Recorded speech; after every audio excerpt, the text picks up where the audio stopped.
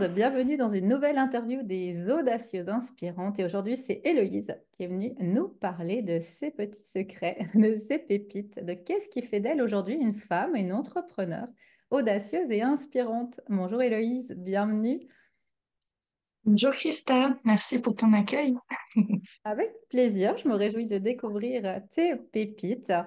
Parce que ça aussi, c'est vrai que je ne l'ai jamais dit en interview, mais en fait, je ne connais pas les pépites des personnes qui viennent partager. Donc, c'est vraiment aussi une découverte pour moi lors de l'interview, de savoir qu'est-ce qui va être dit. Donc, c'est toujours un vrai bonheur de découvrir ces parcours ou ces pépites de mes invités. Alors aujourd'hui, j'avais envie de vous présenter Héloïse et un petit bout de son chemin, de son parcours, de qui elle est. Héloïse, je l'ai rencontrée lors de l'organisation d'un événement en septembre. Donc ça fait maintenant, je pense, bientôt une année qu'on s'est rencontrés pour préparer cet événement et c'est là que j'ai fait connaissance d'Héloïse lors de cet événement, pour l'organisation de cet événement.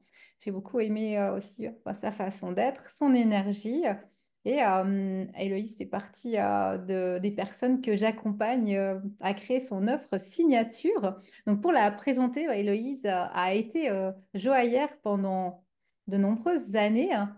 Et à un moment, tu as eu, toi, Héloïse, un problème un accident, un problème à ta main, ce qui a fait que, eh bien, tu as dû repenser un peu ton métier, la suite de ta vie professionnelle. Et c'est là que tu es entré petit à petit dans l'accompagnement, dans le développement personnel, où tu as pu expérimenter sur toi au départ, puis sentir ce besoin d'aller accompagner des personnes à leur tour les aider à avancer.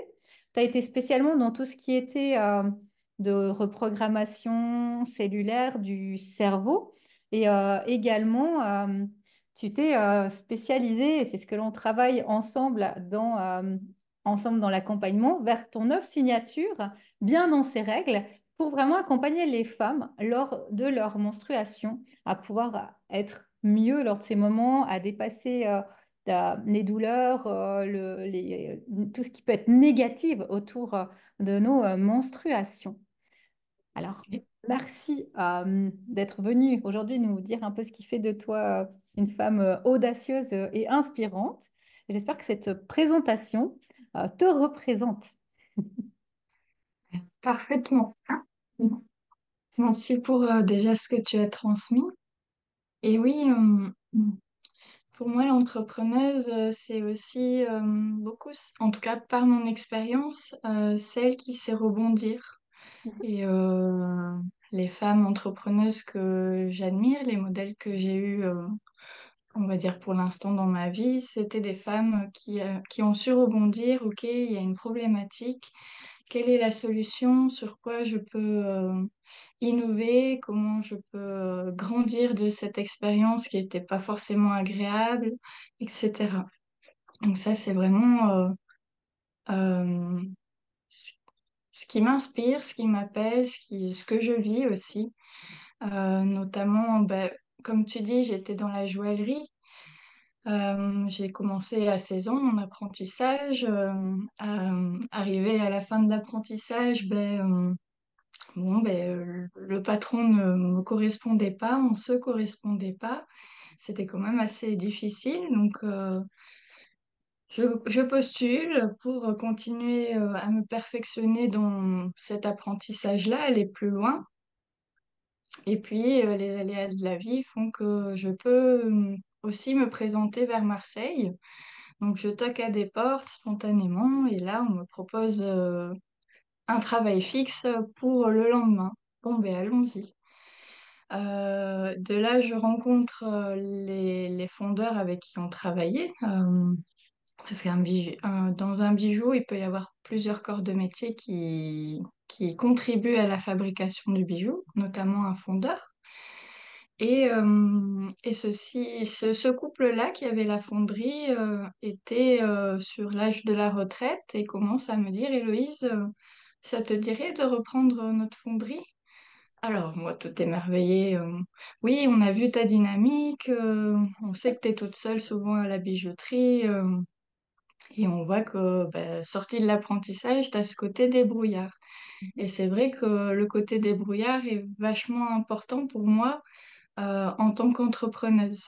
On revient à ce je rebondis, je m'adapte, euh, je mets des choses en place, j'apporte aussi de la créativité.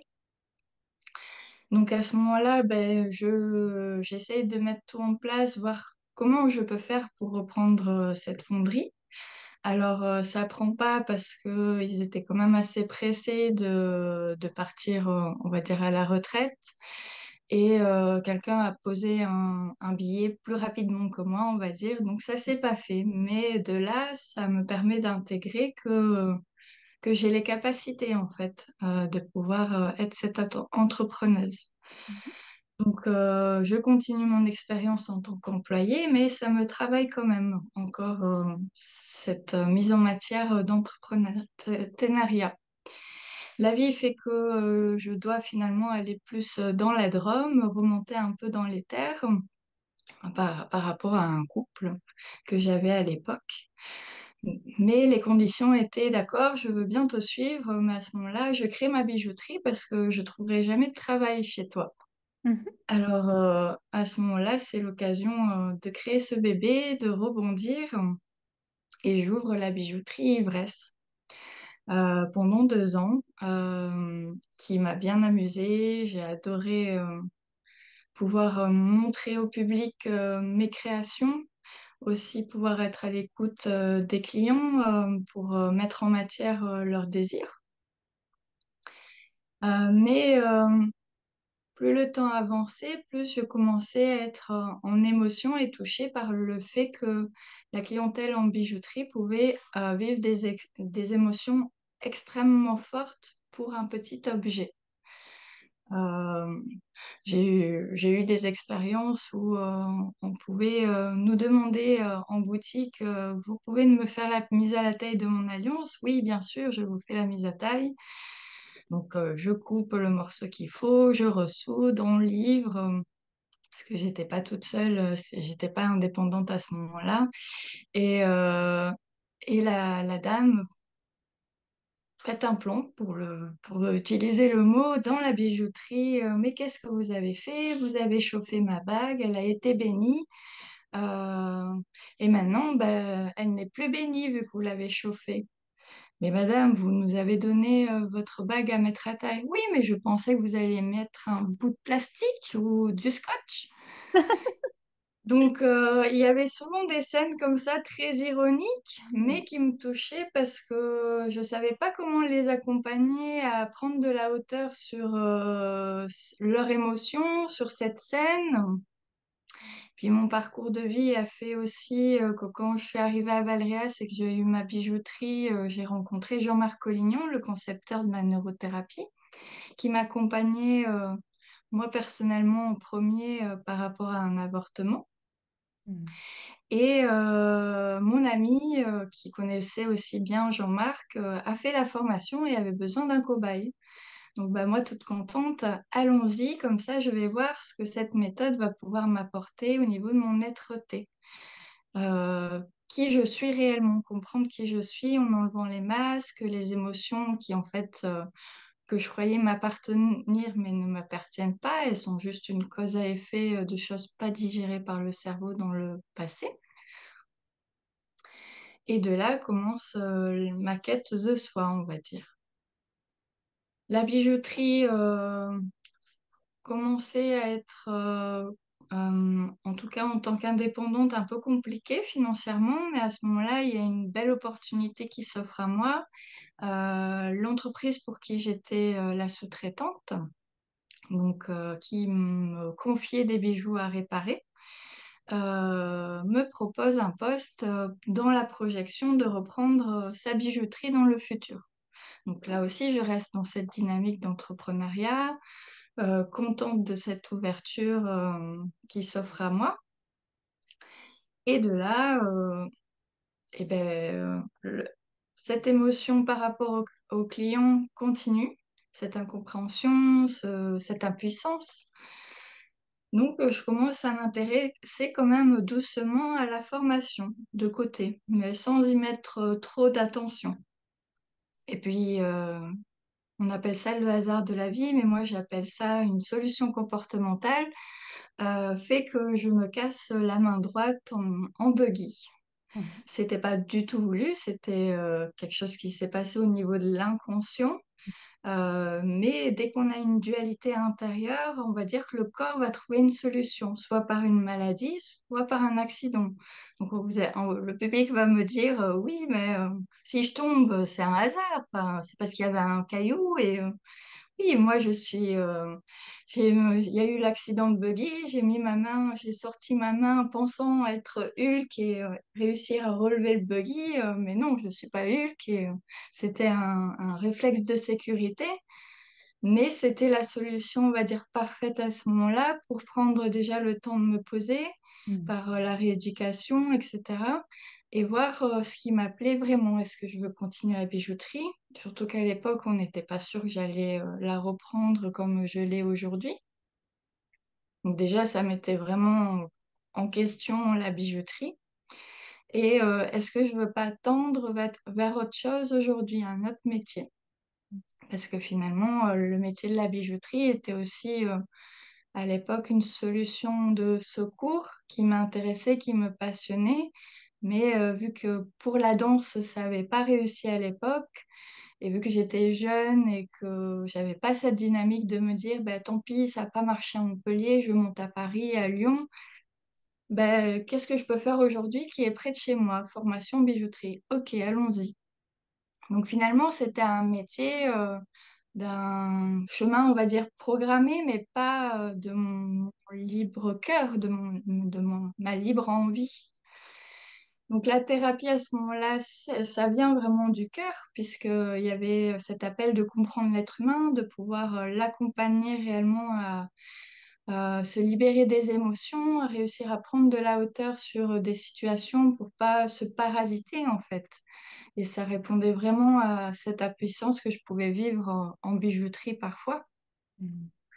Donc de là commence l'entrepreneuriat pour commencer en France dans la neurothérapie. Donc effectivement, je pouvais répondre à toute demande, comme toujours aujourd'hui.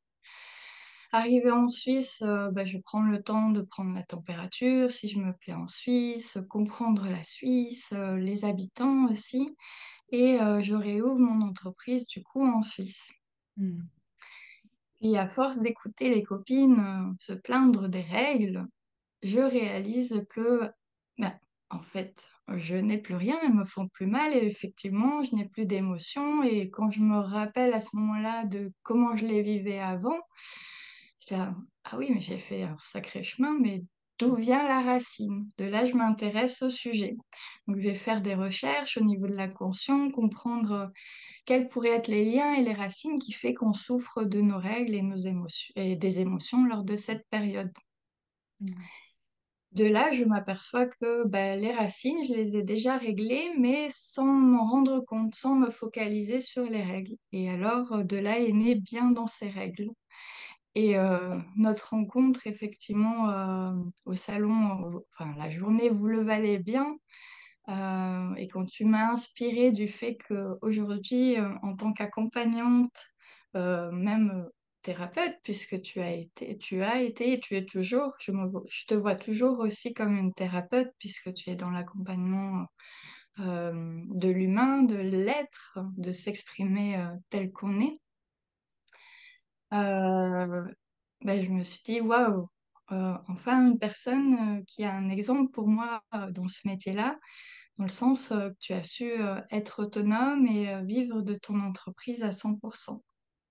Et donc, j'ai franchi le pas pour que tu puisses m'accompagner et justement affiner ce bien dans ses règles, affiner des peurs que je peux avoir aussi en tant qu'entrepreneuse, parce que ça a l'air facile, être entrepreneur. On signe un papier, je suis entrepreneur, et finalement, on se retrouve, on va dire, face à son bureau. Mhm. Oh, bah, qu'est-ce que je dois faire maintenant? Et ça, on l'apprend pas. Il n'y a pas de réelle formation où il en existe. aussi, mais voilà, il faut prendre vraiment ce temps. Et vu que ça s'invente pas, il faut se faire accompagner, soit par des personnes comme toi, soit d'autres. Mais moi, en tout cas, quand je vois bien dans ces règles au début de l'année 2023 à aujourd'hui, comment ça a avancé, et surtout depuis que je peux vivre ça avec toi, c'est énorme. Et je trouve ça magnifique parce que des fois, on a envie de mettre des choses en matière, on n'ose pas. Et c'est savoir aussi, oui, l'entrepreneuriat, se faire accompagner pour pouvoir valoriser son potentiel, l'éclaircir aussi, l'affiner. Parce que des fois, on veut tout faire, tout mettre, et en fait, le public ne comprend pas. Mais elle est qui? Elle fait quoi? Je comprends pas. Et c'est pas clair. Et la fluidité pour l'entreprise, elle ne peut pas être, en fait. Ouais. Ouais, et j'aime beaucoup ce que tu as partagé parce que je trouve que ton chemin, et merci pour ce partage, il est vraiment emblématique et inspirant et il montre que les choses, elles se font par justement cette audace, de se dire, OK, j'y vais en fait. Comme tu as dit, toi, il n'y avait rien qui t'amenait à aujourd'hui être thérapeute et accompagner des femmes avec leurs problématiques des règles, d'avoir aussi mis toute cette partie de danse, comme tu as dit, qui était une de tes passions à l'initiale. Et finalement, c'est un peu comme un puzzle qui se met en place où tout à coup, tout prend forme. Et ça a commencé par un cheminement professionnel où il y a eu, comme tu l'as dit, des moments vraiment de satisfaction et aussi des adversités à avancer, à rebondir, à changer, à oser, hein. Il y a aussi pour toi tout un déplacement géographique qui s'est fait, qui a fait que tu le racontes avec beaucoup de naturel, mais il y a je trouve chez toi cette zone de génie, cette facilité à changer d'endroit, à rebondir, à t'adapter, qui est essentiel quand on est, pour moi, dans l'entrepreneuriat, à se dire, OK, je vais à un endroit, je vais à un autre, je change. Finalement, je sais pas où je vais. Parce que là, quand tu t'es cassé la main, bah, tout à coup, OK, maintenant, qu'est-ce que je fais? Je peux plus faire ce que je faisais, où je vais. Et les hasards, entre guillemets, de la vie t'amènent vers une thérapie, vers un thérapeute qui correspond ensuite à un besoin que toi, tu as eu par rapport à ta vie privée et qui fait que tu as cette ouverture. C'est vraiment en fait, c'est ça. Et comme tu l'as dit, finalement, ce chemin que tu as fait sur toi, il amène un changement qui s'est fait très naturellement et une prise de conscience quand les copines, elles parlent de leurs problématiques, de se dire, ah, mais en fait, moi, j'ai plus ces problématiques aujourd'hui, je m'en suis même pas rendu compte, tellement ça a été fait avec finalement fluidité.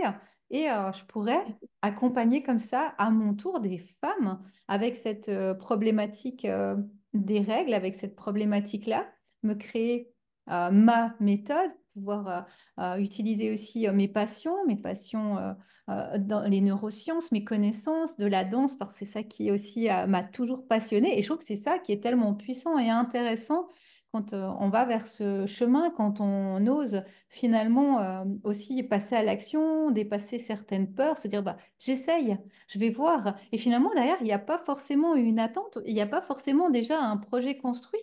Et c'est en franchissant le chemin que le projet s'ouvre. Et je trouve que c'est quand même ça qui est puissant. Souvent, je le vois quand les gens viennent et ils se disent, mais comment t'as fait, Christa, pour vivre de ton activité? Comment t'as créé ci, ça? Et finalement, je leur dis toujours que, en fait, le chemin, il s'est ouvert comme tu l'as partagé toi. Le chemin, il s'est ouvert petit à petit en osant franchir ce premier pas qui a ouvert une deuxième porte, une troisième porte, qui a créé la réalité d'aujourd'hui qui ne sera pas la même que demain finalement. Et c'est ça. Et c'est vrai qu'en tant qu'être humain, on aimerait hein, déjà savoir, ah oui, je vais faire cette formation, puis je vais ouvrir tel cabinet, puis je vais pouvoir faire ça et ça. Mais non, c'est pas du tout comme ça que ça se passe. C'est vraiment ces expériences de vie qui nous amènent finalement où on va. Comme toi, moi, il n'y avait rien qui me disait, je vais accompagner des thérapeutes ou des coachs à vivre de leur activité. Et c'est eux qui, à un moment, sont venus vers moi en me disant, bah, est-ce que Christa, tu peux m'aider à vivre de mon activité? J'ai vu que toi, t'y es arrivé. Comment t'as fait? Et pour moi, naturellement, je me suis dit, bah, c'est ça que je vais faire. Il y a ce besoin, on vient vers moi, on vient me le demander. J'ai rien de plus que personne. Je l'ai fait, comme tu le disais, pour toi. Ça s'est fait à mon rythme naturellement et je vais pouvoir offrir ça à ces personnes qui sont dans cette recherche. Et vraiment, je trouve que ton parcours, il remontre bien tout ça. Et j'invite vraiment les gens qui sont derrière l'écran, qui vont voir cette interview, à oser ce premier pas qui peut être une action, qui peut être un contact de quelqu'un, qui peut être peut-être un changement de lieu, un changement de vie, et qui fait qu'une ouverture, elle va se faire et c'est là la beauté de la vie finalement. Et ça va être cette bonne ouverture qui petit à petit, comme pour toi, vont faire comme un puzzle qui va prendre forme et qui va permettre à ces personnes de pouvoir se créer à leur tour leur vie professionnelle idéale ou rêvée ou qui leur corresponde. Oui, je suis totalement d'accord. Ouais, c'est vraiment ça. Se laisser porter par la vie, en fait, c'est lâcher prise, faire confiance en la vie et j'ai envie, j'essaye. Et puis si ça marche pas, c'est pas grave. Ce qui est important, c'est l'avoir, pour moi, expérimenté, Oui. oser l'expérimenter. Oui, et je pense que c'est ça qui fait ta force, et tu le dis avec beaucoup de naturel et de simplicité, de se dire oser, expérimenter, c'est pas grave. Et c'est tellement difficile pour beaucoup de gens de se dire mais moi, je suis bien, je sais pas qu'est-ce qui va se passer, je quitte quelque chose que je connais. Et est-ce que ça va marcher de l'autre côté? Et vraiment d'arriver à cet état d'esprit dont tu parles ici, à cette façon de voir la vie, de se dire, mais qu'est-ce que j'ai à perdre de pire si j'essaye de faire ça, si je vais là? Et on se rend compte souvent que c'est notre cerveau qui vient nous, ouh là, attention, qu'est-ce qui va t'arriver? Mais finalement, qu'est-ce qu'on a à perdre de pire? Souvent, pas grand-chose, franchement. Au pire, Oui, ça ne fonctionne pas et on aura eu une belle expérience, de belles clés qui vont nous permettre d'aller ailleurs. Et une fois qu'on a pris conscience de tout ça, c'est ce que toi, par ton cheminement, tu as pu mettre en place, eh bien, on a moins peur, hein. La première fois, sortir de sa zone de confort, aller oser quelque chose qu'on n'a jamais fait, c'est difficile. La deuxième fois, on se dit, ah, mais tu l'as déjà fait une fois, tu te souviens, ça s'est pas si mal passé. Notre cerveau, il se dit, non, mais ça va, tu peux y aller. Et puis finalement, ça devient de plus en plus simple d'oser, de passer à l'action, d'aller vers ce qui nous anime. Et vraiment, c'est un travail de nouveau de mindset, d'aller reprogrammer son cerveau comme toi tu le fais très justement dans ce que tu offres. Et vraiment, moi j'invite les personnes qui sont derrière cet écran, qui écoutent ces interviews, à se dire, mais allez, j'y vais, j'essaye, j'ai rien à perdre que d'essayer et au pire, ça fonctionne pas. Et qu'est-ce que ça fait si ça fonctionne pas? C'est pas grave, j'aurais appris quelque chose et c'est certain que derrière, ça fonctionne pas, il y aura une opportunité qui va naître auquel on n'avait même pas imaginé ou pensé au moment où on a fait l'action. c'est ça. Et quelque chose qui me vient par rapport à ça, ce qui peut parfois aussi nous empêcher d'oser, c'est quand on écoute les dires des autres, de notre entourage. Et ça peut vite nous ralentir et mettre des freins. Mm. Par exemple, quand j'ai ouvert la bijouterie, j'avais pas un sou. J'étais vraiment à zéro, zéro. Mon salaire, il s'est terminé, il a fini les factures, et ben zéro. Alors certes, j'étais en couple à l'époque, donc ça a facilité une sécurité. J'ai pu aussi bénéficier du chômage, mais on peut pas dire que j'avais des économies qui m'apportaient une vraie, réelle sécurité pour ouvrir l'entreprise. Donc, je me suis pas arrêtée aux croyances des autres. Oui, mais t'as pas un sou et tu vas faire comment? Et ceci et cela. J'ai dit, mais j'essaye. On verra bien. De toute façon, j'ai pas un sou. Je pourrais avoir moins, c'est possible, mais il y aura quelque chose qui fera qu'une solution pourra s'ouvrir. Et je me rappelle aussi que pendant le voyage à La Réunion, je voulais descendre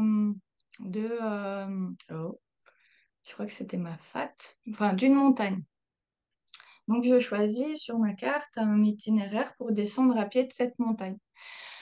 Donc je trouve pas le premier départ pour suivre ce chemin. Donc je demande à des hommes dans la rue de m'expliquer comment je peux trouver ce point. qui était pas très loin, et alors ils m'expliquent, et puis d'un coup, ils réatterrissent et ils me disent, non, mais tu peux pas, tu y vas toute seule, à pied avec ton gros sac à dos là? Je dis, ben oui. Ils disent, mais c'est quand même dangereux, hein. Moi, je suis pompier, sportif, mais même moi, je suis pas rassurée là-haut. Je dis, oui, mais j'ai décidé de descendre à pied. Oui, mais tu fais attention. Enfin, t'es sûr que tu veux pas y aller avec quelqu'un? Enfin, non, non.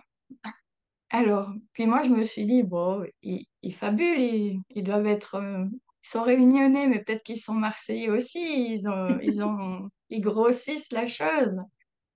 Donc, je marche, bon, effectivement, ça monte, je me dis peut-être qu'après, on a la fameuse descente pour descendre la montagne. Eh ben, j'ai mis longtemps avant de descendre et ça a monté toujours, toujours, toujours, toujours. Je suis montée à 2000 mètres d'altitude à pied avec un sac à dos de 15 kilos. Il y avait des moments où il y avait des échelles, des moments où c'était presque de l'escalade. Et là, je réalise que, ah oui, en fait, il n'avait pas tort.